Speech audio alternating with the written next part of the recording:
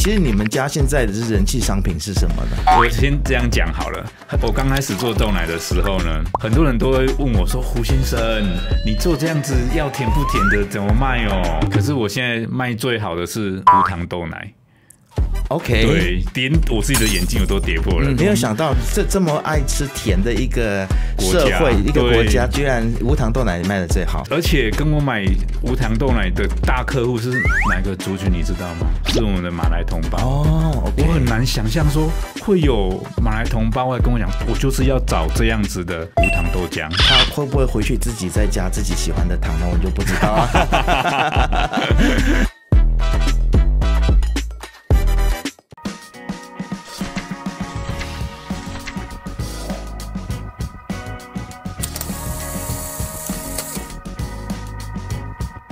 平安乳坊成立于2019年，他们是一家专注生产优质且天然的豆奶的公司。他们一直秉持简单纯净的制作理念，只使用胚芽豆和水作为原料，确保产品不含化学成分和添加剂，提供纯粹健康的饮品。平安一直不断将这个理念贯彻到每个生产环节，以确保消费者能享受到真正自然无负担的豆奶。我们欢迎平安乳坊的创办人胡丰莹上来和我们分享他的创业之路和他的经商心得。欢迎胡先生。欢迎平安乳坊的吴丰莹先生来到我们节目当中，欢迎你。谢谢你，很开心能够来这边。当然我们真的是很荣幸哦，能够邀请您来这里，因为我自己也是喝过您的产品，然后自己个人非常的喜欢，因为过去曾经有一段时间在台湾生活嘛，然后就觉得你的产品的那个品质跟我过去在国外饮用的这个豆奶的产品非常的接近啊。谢谢。好，那今天很荣幸邀请你来这里，来先跟我们的观众介绍一下你自己吧。各位线上空中的听众朋友、观众朋友，大家好，我是平安乳坊的胡丰莹。那我从台湾来，是从台湾来的朋友啊。你为什么会从台湾过来马来西亚创业呢？是什么样子的原因促使你离乡背井来到马来西亚？其实是这样子，每一个台湾人呐，我不要讲每一个，就是多数的台湾人呢，都会有一个创业梦。我想不仅是台湾的，马来西亚人是更浓厚的创业梦，特别是华人。对，是的，大家都也是想要赚多一点的钱。当初我是30岁我就来到马来西亚，对，那当在离开马来西亚之前呢，就在台湾，我觉得台湾的工作环境，如果一下在台湾就知道，就是非常的竞争，然后非常的有压力，甚至会工作到最后你会不知道你在做什么。所以在一个因缘的巧合情况下我们先有个技术转移的机会，所以我就来到了马来西亚。对，那来马来西亚之后呢，就好像是发现了新天地一样。我发现这里的生活环境、生活步调种种呢，就没有像台湾这么的快节奏以及高压。辗转之后呢，就是我们决定就是在技术转移的这个过程结束之后呢，就想要留在马来西亚，然后想要自己试试看，然后能不能实现自己的创业梦。了解。其实你的这家公司在2019年创立嘛，其实说到2019年这个时间点，我相信大家都会想到隔一年就是疫情所以相信其实对于你刚刚过来，然后在自己创业、自己开公司，当你第一次听到这个疫情这个颁布这个消息的时候，你当下的心情是什么？因为你刚来不久嘛。对，哇，这个我永远都记得。我来马来西亚，然后签了我现在的这间店面，刚签完约，然后就快过年了。那时候来11月，然后准备回去过年，然后也找了本地的装潢公司，然后就约定好3月18号我们开始装潢，因为之前有他的排程，我说 OK 那我们没关系，我们就先租了。所以呢，当我回到马来西亚是2月的时候呢，就想要准备要开始装潢了，就开始看新闻哪里就爆发了什么什么，然后大家就开始世界就陷入了恐慌。那个时候3月17号，我还在跟我的那个 contractor 在问。可以吗？明天我们可以开工吗？他讲结果下午他就说宣布封城，所以我们准备开始装潢的第一天就封城。对，那准备装潢第一天就封城，是挺无奈的。对，就好无奈，就一直就留在马来西亚，也没走，我们也没走，因为我们想说，说不定一下子，没想到这个一下子是这么长的一个时间的一下子，所以就大概封城后的6个月，我们就想尽办法就。拿到了一些准证，才开始一点一点的动，然后一点点的做，所以那个时候的心情就是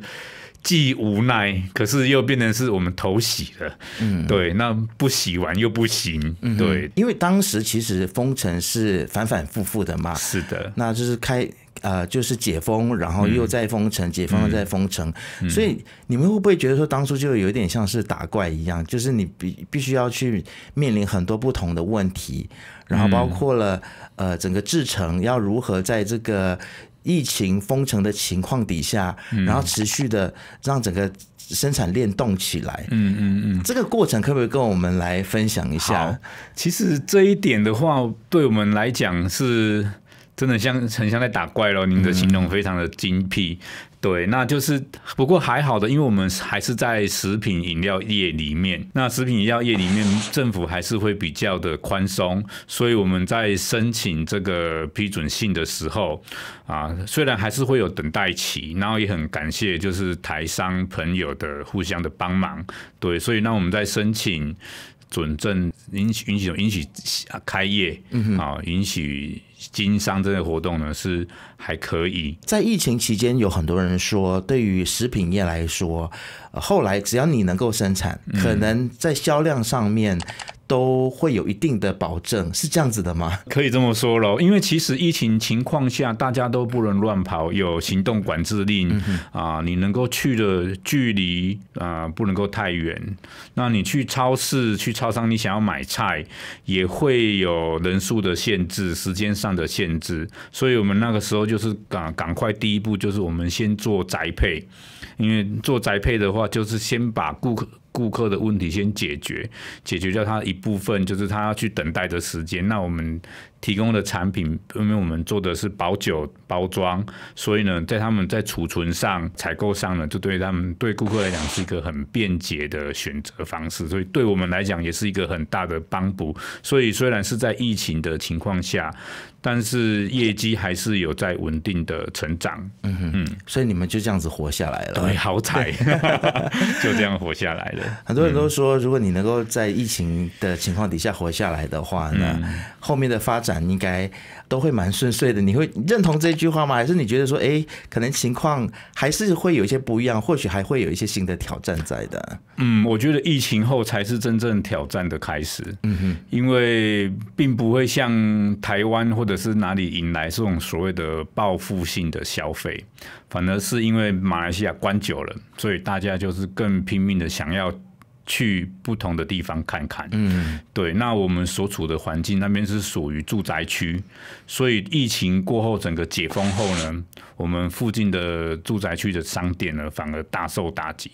对，因为本来是依赖这个住宅区在生存的，大家都去往其他的周边的乡镇也好城市甚至跑更远甚至出国都有，所以反而生意有下滑。OK， 反正在疫情之后生意有下滑。是的，但是我们如果回到你自己产品的本身的话，我们来聊一下，您的产品其实品质蛮高的。那你们的豆奶选用的是加拿大进口的这个发芽的大豆。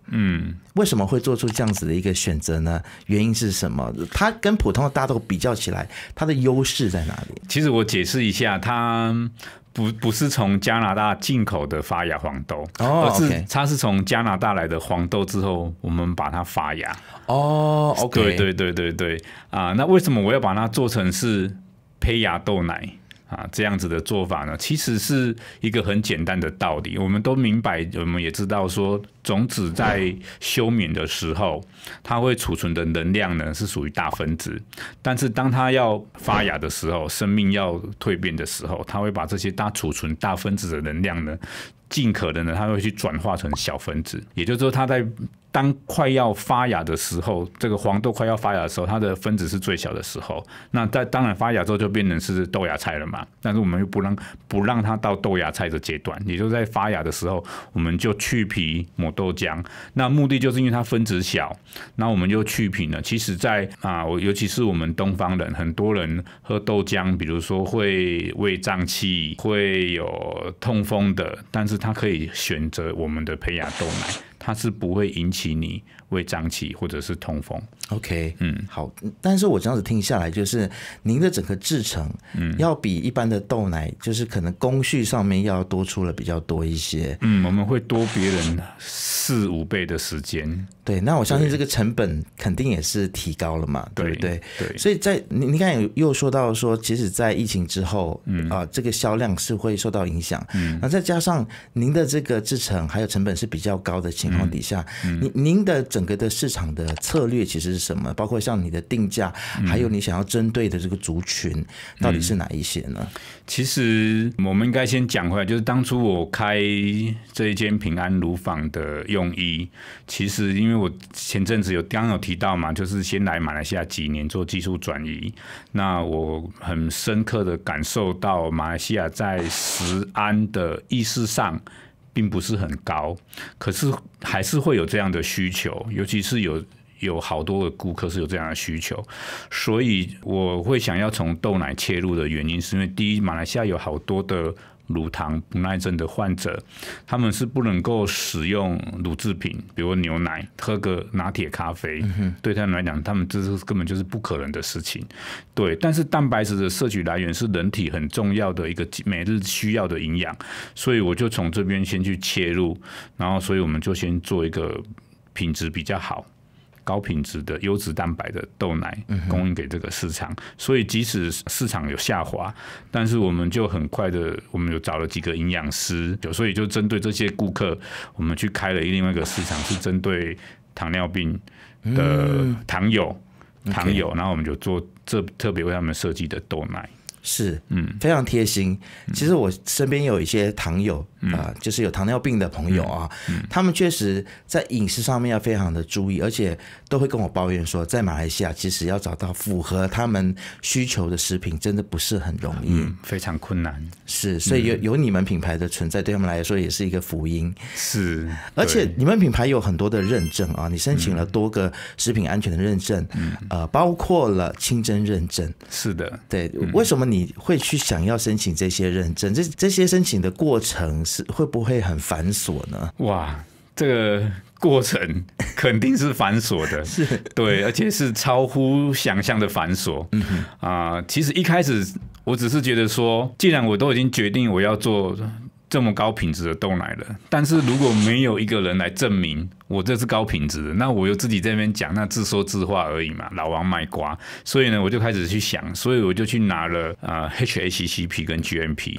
对，那而且我的 HACCP 跟 GMP 是马来西亚 KKM 发出来的，对，就是透过就是最有权威的机构去认证的，是 CRIM 来认证的。对，我就想这样子应该就是没有再更困难的了。对，所以我自己给自己选了一条很难走的路，然后包含哈拉也是。对，那我们就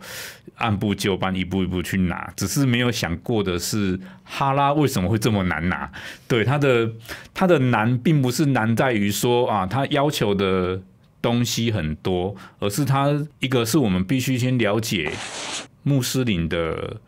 真理在哪里，就是他们为什么会需要哈拉的食物。对，绝对不是说没有猪肉没有酒这样就好了。对，它还有其他的含义在里面，我们要去明白，要去了解，尤其是经营者，如果经营者自己不了解的话，经营者自己会很痛苦，他会心里面会有很多 OS， 会去觉得说为什么要，甚至会去怪他的员工为什么办得这么的不好。但是所以我们就还要去了解可兰经在说什么。对，所以就是不只是在食品的制成上面了，可能你还要从这个宗教还有它的文化背景，是的，从头的去了解。是的，是的。但是会不会也因为你自己的这种研发的精神，还有我知道很多台商朋友他们都有很好的阅读的习惯，然后还有研究精神，所以来自这样子的一个背景，其实对于你去了解异文化，会不会其实来说也是一大的注意呢？会。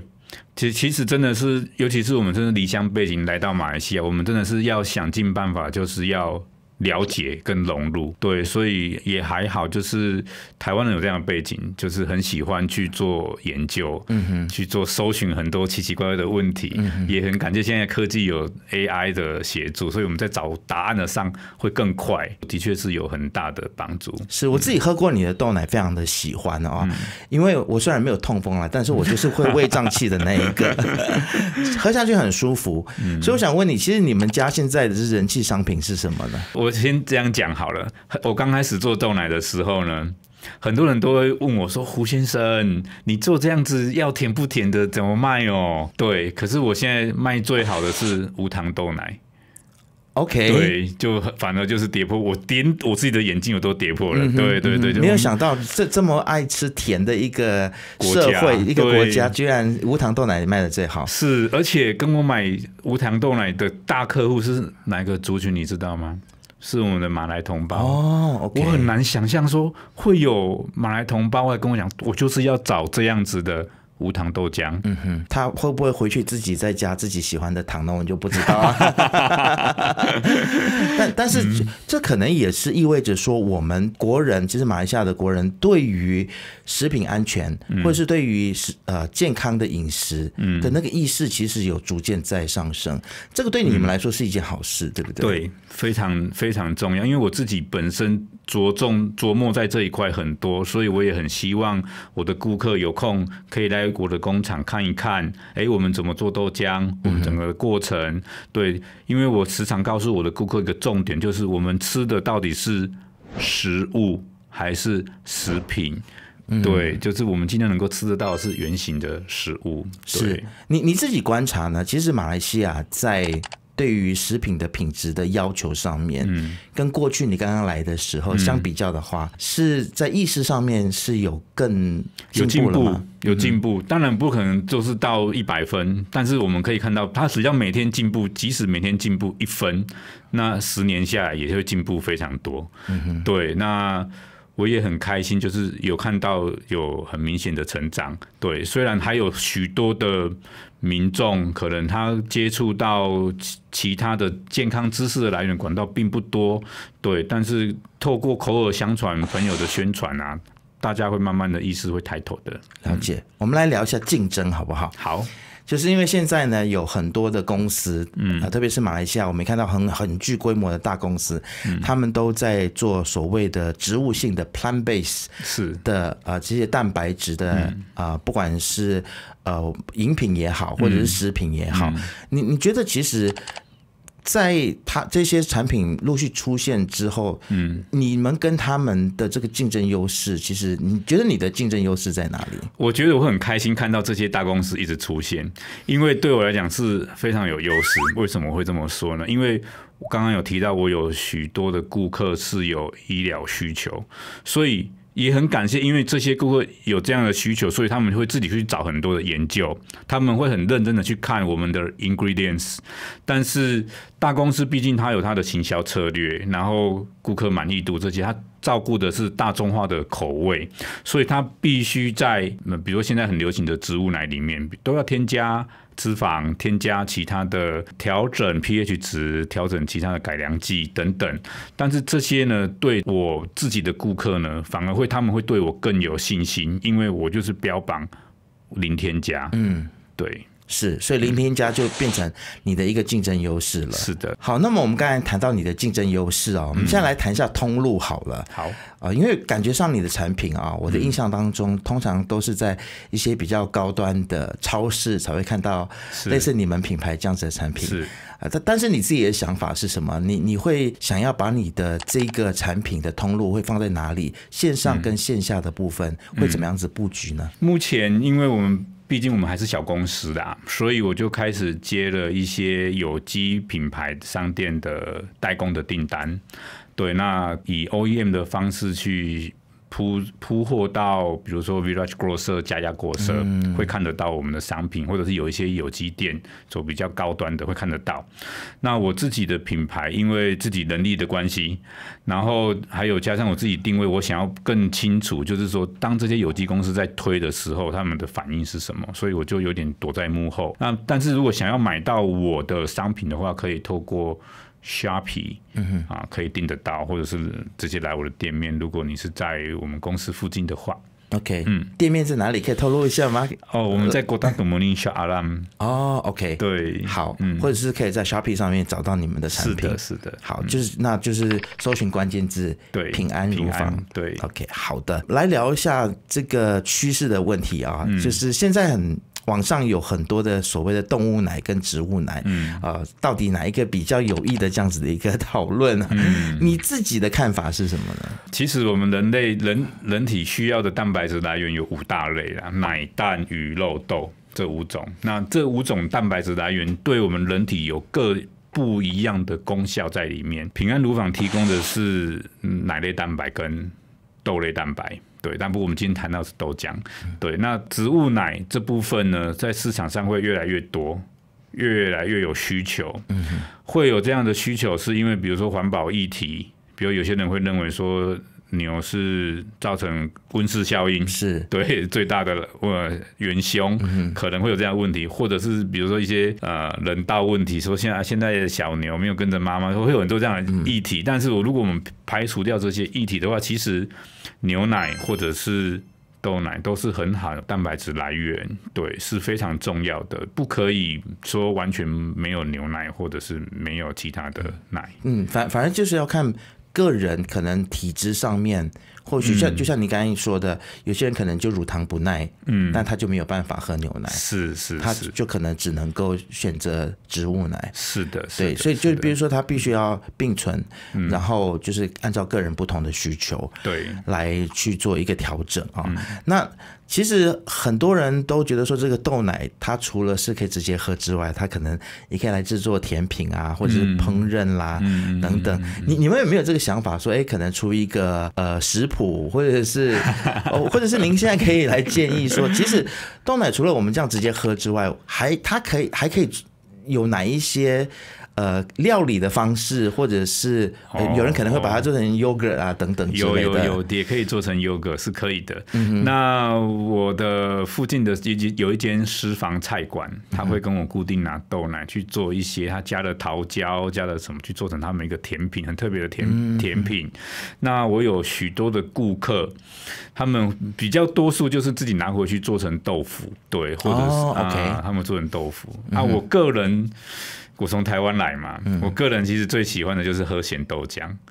如果这边有在台湾的朋友就很清楚，对，就加一点醋，加点辣油，一点咸菜什么的，对。我非常想念咸豆浆，不然您开一间嘛，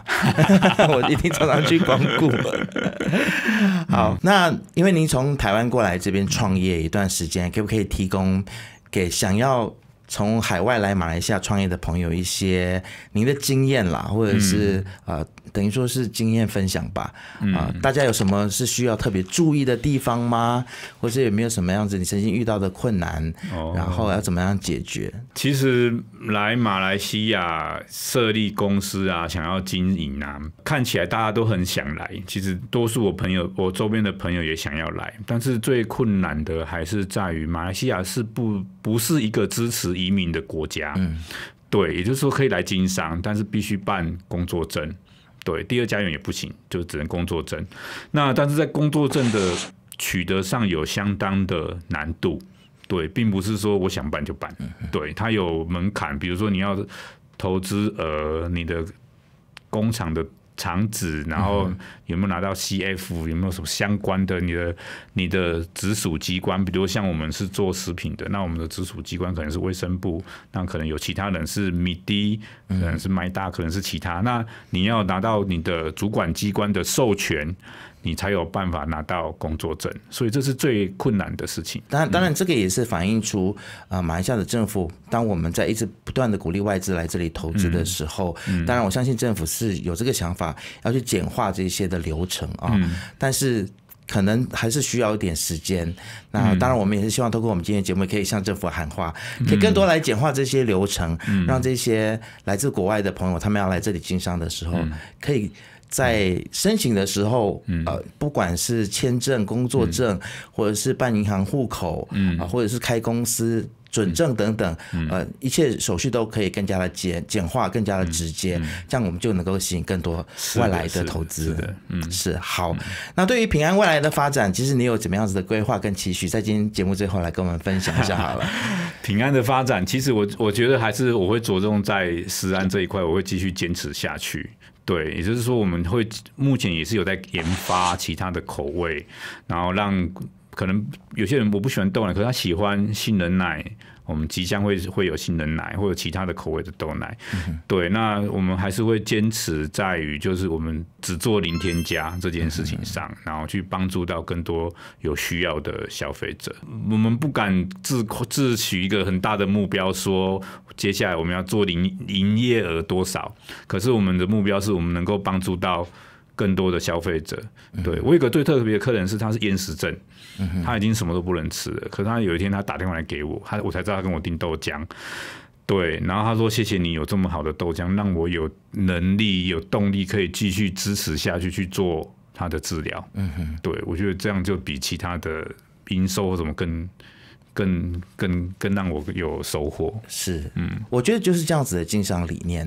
就是除了营收之外，还有或者是有一些企业家会觉得说，我什么时候几月几号我就要上市，或者说我就要达到一个怎么样子的规模。反正我觉得今天跟您的谈话，就让我们重新去思考到说，我们的产品或者是我们的事业，它能够其实对这个社会或者是对我们身边的其他人，能够带来一个怎么样子的益处，这可能也是我们要去仔细思考的。是的，是好，今天非常谢谢胡大哥给我们这样子的启发，谢谢你来到节目当中，谢谢您，谢谢各位观众朋友。那不晓得大家在听到了胡大哥今天的分享之后，你有怎么样子的想法呢？对于平安乳坊的产品，你是否也想要来尝试呢？或者你有什么话想说，都可以在下面来留言告诉我们。记得一定要订阅、按赞以及开启小铃铛，就可以看到我们所有财经最新的影片。我们下次见。